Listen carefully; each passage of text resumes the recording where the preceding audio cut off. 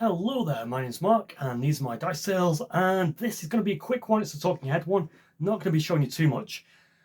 I have really been enjoying Sword Weirdos solo, but it was still lacking. And I'm wondering, I'm now on the verge of wargaming, skirmish wargaming, small, 2-foot board, going into tabletop role-playing game. But all tabletop role-playing games just seem a little bit too complex, and I want to riff off Sword Weirdos' simpleness. This is also sort of riffing off creating the scenarios when I was doing When Nightmare Comes video a few days ago, and I never quite got to grips with the Call to Arms, but I loved a lot of its ideas. And finally, role-playing. Yeah, I've never actually played Savage Worlds, but it's very similar to Sword Weirdos and the Todderoff verse, where you've got your attributes are based on dice rather than a statistic where you get a plus 1, 2, 3 sort of thing for having a high number. You've got a dice type, so if you're good at it, you're going to be rolling a d10. If you're rubbish at it, you're rolling a d4. And that's how these two games kind of work, I feel, and I like that. And also, in a way, it doesn't sort of matter on the weapon that you've got. You are that good with a weapon that you're doing a d10 with it. And that's where I'm going. So that's what I wanted to let you know. My next few videos, and of another few videos as well, of people saying, I've only got 30 minutes tonight, I'm not going to worry about a full game. In my last Sword Weirdos, I broke it into 2 sessions. So I'm going to try and maybe just do a few short videos and get as far as I can and see how it goes. So what I have focused on, I have been looking at 5-room dungeons and lots of YouTube videos on that. I think Geek Gamers will own as Cave.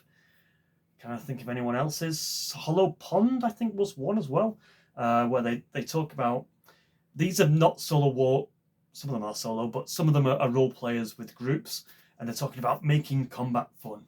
And that involves having something else going on. Instead of just kicking down a door and stab, stab, stab, it's kicking down a door and I've got to stop that guy from summoning more creatures. I've got to pull that lever before he does, and I'd really like to grab that treasure over there. That sort of, and the temple's crumbling in on us as we speak. So with that in mind, and some of these role players sort of said, and some of these were solo and sort of said how to build an oracle, and which is like a yes or no questions, what's going on in the dungeon. So how to build a 5-room dungeon, what it entails, stripping out the sort of RPG-ness and trying to keep it sort of tabletop battle based, and encounter types. So instead of having an encounter with lots of creatures, doing lots of different special abilities, which I find quite hard to keep your head around, we've got 7 foe types, 7 enemy types, and you generally only have 3 in a combat situation, which is great for solo gaming, and great when you're just using a D-type system. So that's where I'm going. That's what I'm going to focus on in the next couple of videos, I hope. Hopes, world rebellions are built on hope. Anyway, and this is sort of where I've come to so far. This is one draft. I've moved on from this. But I've got my prep thoughts about going into the dungeon. So you've got, like, why am I going into the dungeon in the first place? And you've got those general, from any rulebook you would get. You're going to kill the other side, so you're going to kill for us. You need to find tokens and bring them home. You need to get to the middle and solve a riddle or something like that. Defend something, or escort missions. So there's a couple of roles that you can do: kill for us, find for us, solve for us, defend for us, take us to. And that could be, you could be exporting an NPC, it could be, I've left it vague on that one, you're going to put your input in. There's an oracle, which is no, unlikely, yes, but, yes, and something good, and a major shift and surprise. The 7 attributes of my foe types that I want to sort of bring in, and every encounter will only have 3 of these types. You've got your basic footman, your basic range unit, your mobile unit, so that could be flying, it could be spiders walking on walls, it could be someone that can teleport, things that can pincer maneuver and get to your flanks, basically. You've got your specialist, which is better than your foot or ranged or mobile. It's got some other abilities, so it might be healing your units, it might have the reach to get around, it might have melee and ranged attacks, so it can do both. It might have poison, it might be throwing fireballs at you. It's brought another attribute, and it's more like a keyword that you can throw in there that makes that D6 monster attacker seem different. And well, specialist is why I call it specialist. 1, 2, 3, 4. Your fifth type is your caster and your spawner. So maybe he's going to be doing area of effects attacks to limit your movements and make you keep your heroes spread out. Or a spawner, it might be bringing on more units. It might be a portal that you can smash to pieces or break the ruins of, or it might be, summoning the dead, raising the dead, so that if you don't take him out, your combat's going to go on. Then you've got your elite, so maybe it's your foot, but he's got extra armor, or he's got extra specialized. He's better at hitting, so he might not be a D6 in his attack. He might be a D8 in his attack, sort of thing. And then I've also introduced into my encounter list hazards and traps. And the reason I did that is when I was building up the terrain and I knew that I was going to be fighting these creatures. This is going to be a very modular roll up a dungeon as you go, but create a story as you go, rather than relying on a pre-built dungeon. And it's worked so far. I'll try and give some examples if this video doesn't run too long. And the way I did that, whenever I open a new door, I'm going to pick a deck of cards, of 7 cards, and it's going to show me a type of room. It might be a small room, it might be a large room, it might be a corridor, it might be a cluster of rooms stuck together. It might be, I said forest, but I mean like pillars and structures that you can duck behind and create shadowy areas for things to hide in. It might be a mushroom forest, it might be stalagmites and stalactites, it might be regimental pillars, it might be a Medusa's statue field, things like that. You've got your features, so once you've thought of your dungeon and what it is, was it a temple, was it a ruined bandit camp, was it a swamp, was it the sewers? You might have something special that stands out. Was it a dragon cultists, so you've got a feature sanctuary or something like that. And you've got your exit, so you can get out and you maybe just re-roll and draw another card, say a small, large, or a foresty type room. And then when you go into the room, you're going to roll to see if there is an extra challenge. This is how you're going to progress, or how you might get an extra treasure or a benefit, but there'll be a consequence if you fail to do it.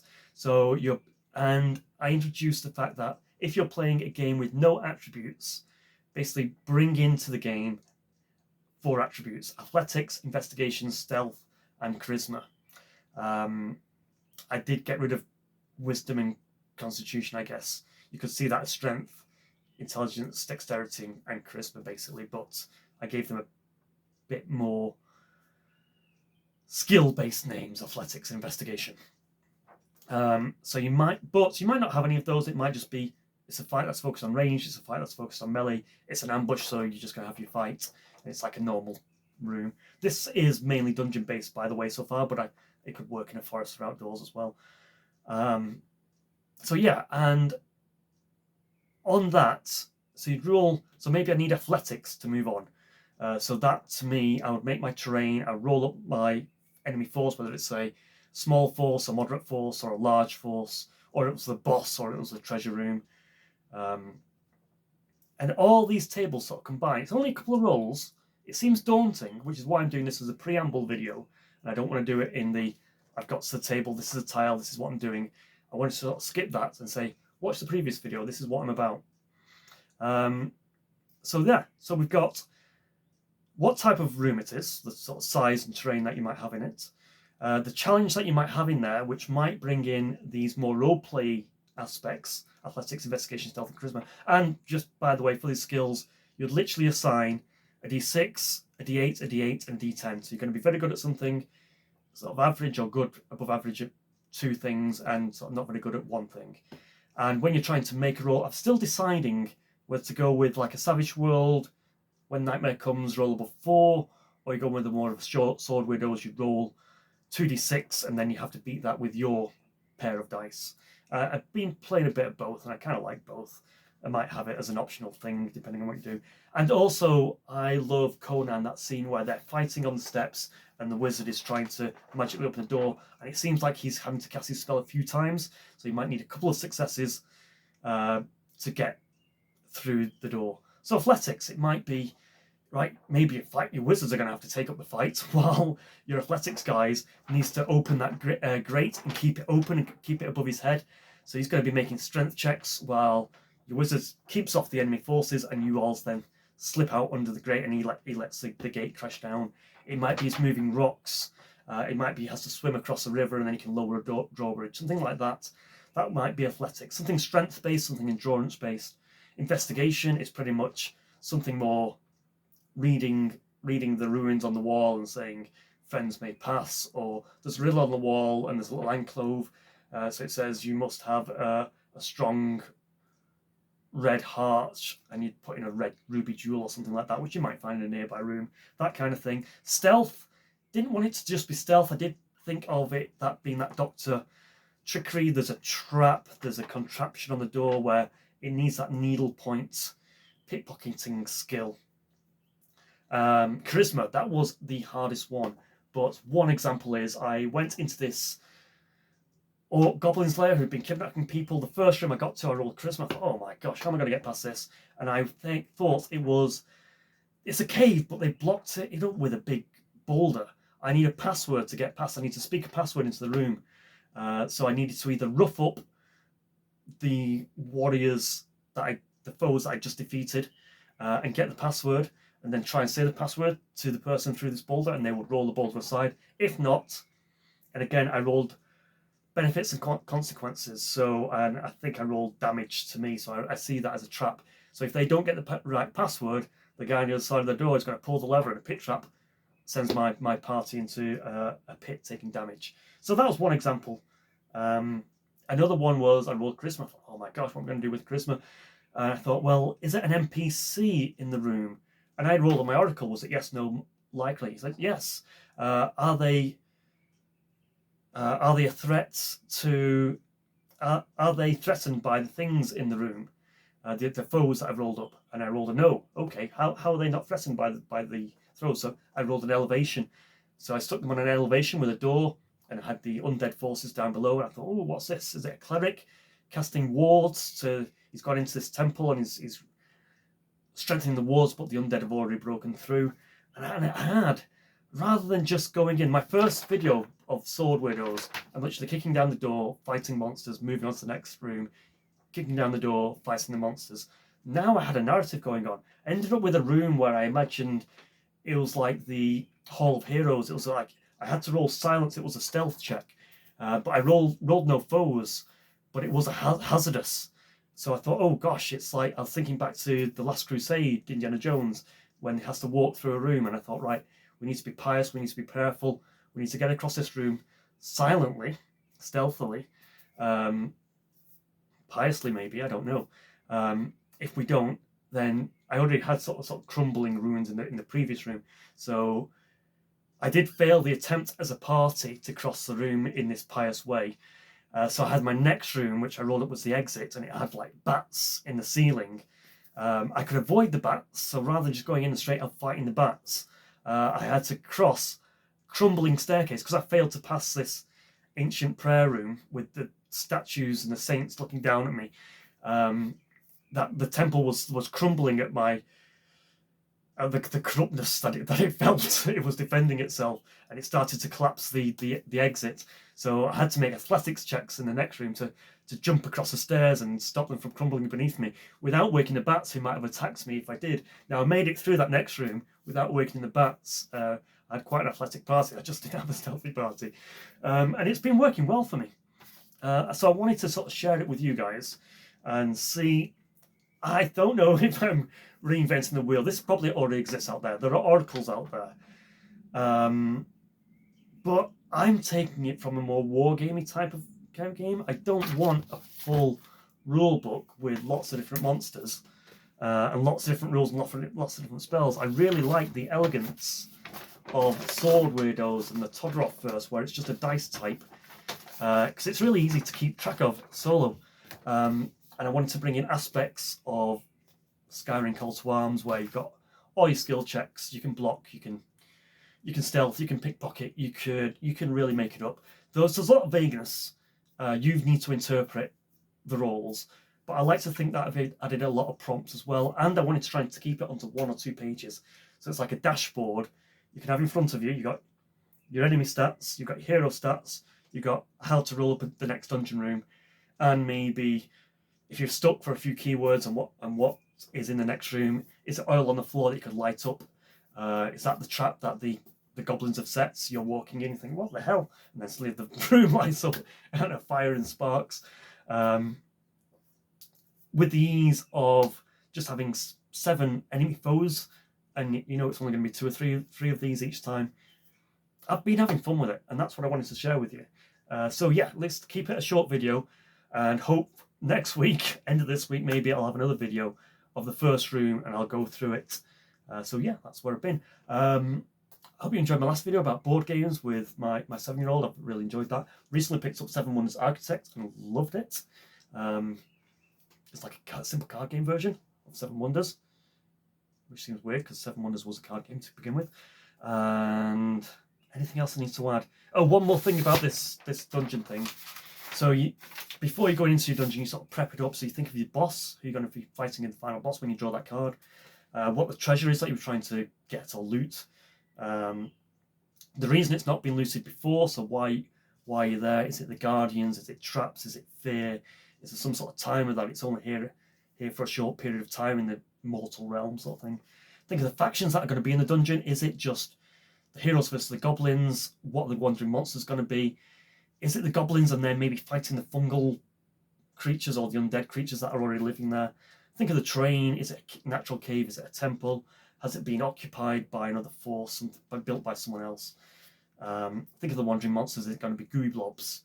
Things like that. Think of your feature room ahead of time, and you're sort of good to go. So yeah, I'm going to leave it as that. I'm sort of taking my skirmish games without going too tabletop roleplay. I know there's basic fantasy. I know the Scarlet Heroes. I'd really like to check out Scarlet Heroes, but I just don't have it on my affordability scale at the moment. So I'm doing this and I'm having fun with it, and that's what I wanted to say. All these rule books say you make it your own.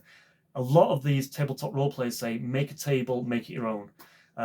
So that's what I'm going to be experiencing and trying to share out to you in the next few days. Hay fever season seems to be healing up. So whatever season has passed, my skin's getting a little bit better, so I can see my face on video again. Other than that, than the Venus. Also, one last thing, I've tried to limit. This is my scattered terrain. Sometimes I was picking through a box, and here's my 2 factions that I'm mainly going to be focused on. A couple of heroes there, like 6 or so. A big undead force, and we've got a smattering of goblins. So rather than thinking of getting out of that box and being intimidated, I sort of wanted to package away a lot of things and just say, this is all I need. I need 4 archers, 4 stabby people, 4 people that can fly or crawl or something like that. Specialists, which are my ghouls, because they're going to poison me or paralyze me or something like that. Elite things that can act as leaders and have that bit more punch to fight against. And a couple of leaders. Look at this bat. Oh, I love that. Wow. Giant bat vampire man.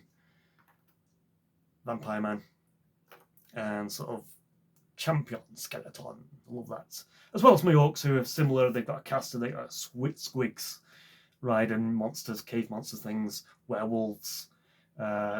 Wolves, so they're going to be their cavalry types. Right, cool. We've hit the 20-minute mark. So thank you for watching. Do like and subscribe if you want to see more of where I'm going with this. Reinventing the wheel somehow, maybe.